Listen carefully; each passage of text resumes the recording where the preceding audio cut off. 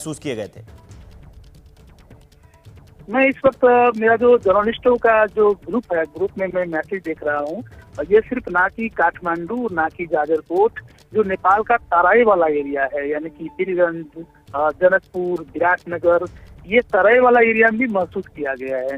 अर्थात पूरा नेपाल में इसका झटका महसूस किया गया है, लेकिन इसका क्षति का विवरण क्या, इसमें क्या जानमाल का क्या हुआ होगा, ये अभी तक आधिकारिक तौर पे पुष्टि नहीं हो पाई है।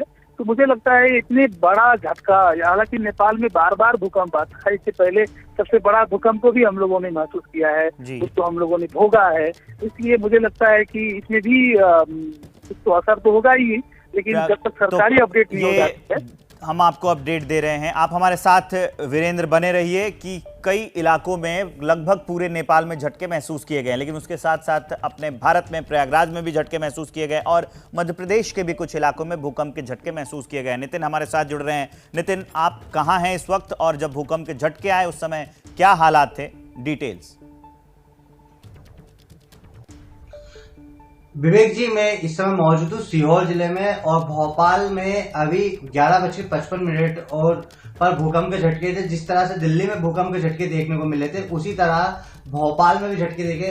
हमने वीडियो भी शेयर किया है। कुछ जो महिलाएं हैं वो जैसे अंदर किचन में काम कर रही थी तो बर्तन हिल रहे थे और कुछ टीवियां थी जो एकदम अचानक हिल रही थी, यानी कि भोपाल में भी अब भूकंप के झटके देखने को मिले थे।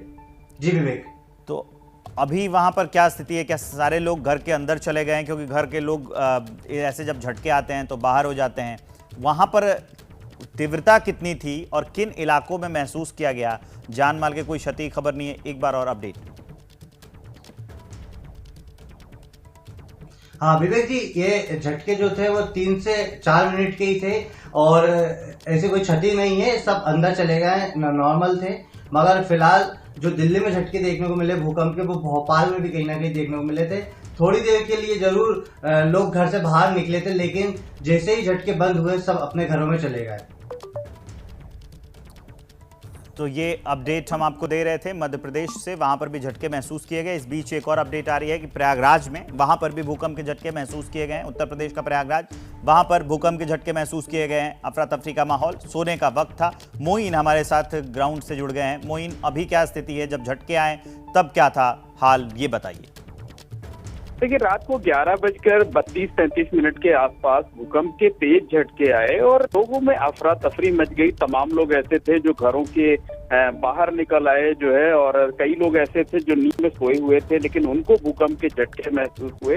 मैं खुद अगर अपनी बात बताऊं तो मैं सोफे पर बैठकर टीवी देख रहा था, अचानक सोफा हिलने सा लगा। पहले मुझे कुछ कंफ्यूजन हुआ, उसके बाद जो पंखा बंद था मैंने छत की तरफ देखा तो पंखा बिना स्विच ऑन किए हुए तेजी से हिल रहा था। यानी इतना जबरदस्त भूकंप का झटका था वो। तो कई इलाकों में अफरा तफरी मच गई थी, तमाम लोग घरों से बाहर निकल आए, अपार्टमेंट खाली हो गए, लोग होटलों के बाहर निकल आए। हालांकि अब तकरीबन आधे घंटे का वक्त बीत चुका है, उसके बाद दोबारा जब झटके नहीं आए तो अब हालात धीरे धीरे कर सामान्य हो रहे हैं, लेकिन लोगों के अंदर अभी भी डर है, दहशत है, और लोग इस आशंका से डरे हुए हैं कि कहीं ऐसा ना हो कि रात झटके आए।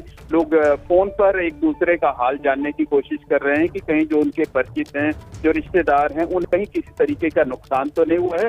लेकिन राहत की बात यह है कि अभी तक कहीं से किसी तरीके के नुकसान की कोई खबर सामने नहीं आई है। ना तो किसी की जिंदगी पर कोई खतरा पैदा हुआ है और ना ही कोई ऐसी बिल्डिंग वगैरह